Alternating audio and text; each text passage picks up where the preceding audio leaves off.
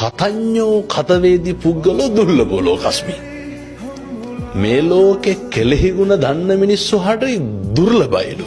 ඒක නම් ඇත්ත හොඳේ. අවශ්‍යතාවයේ සම්පූර්ණ වුණාට පස්සේ ආය මිනිස්සු අපි තියාගන්න. මිනිස්සු පුරුදු වෙලා ඉන්නවා අවශ්‍යතාවයේ සම්පූර්ණ වුණාට පස්සේ ඒක අයින් කරලා දාන්න. ඒක නොසලකා හරින්න. ඊට පස්සේ මිනිස්සු පුරුදු වෙලා ඉන්නවා. කවුරු හරි අපිට උදව්වක් කරපුවාම අපි හිතමුකෝ දැන් අත්දැකීම් ඇති ඕන තරම් හොඳයි. වැඩිපුරම විඳවලා තියෙන්නේ. පසුතැවිලි වෙලා තියෙන්නේ. උදව් කරපු මිනිස්සු හින්දාද උදව් නොකරපු මිනිස්සු හින්දාද? උදව් කරපු මිනිස්සු. ආර්ය කෙරවෙලතුරු කාගෙත් රැවටිල්ල කියලා දෙයක් තියෙනවා නේද? ඔය අපේ ජන කවිය මේවා හොඳට පත්තියන් වෙච්ච මිනිස්සුන්ගේ කටවල් වලින් කියවෙච්චා. බුදුහාමුදුරුවෝ එදා එහෙම කිව්වෙත් එදත් එහෙම ඉඳලා තියෙනවා. අදත් ඉන්නවා. මේක හෙට මීට වඩා වැඩි වෙන්න.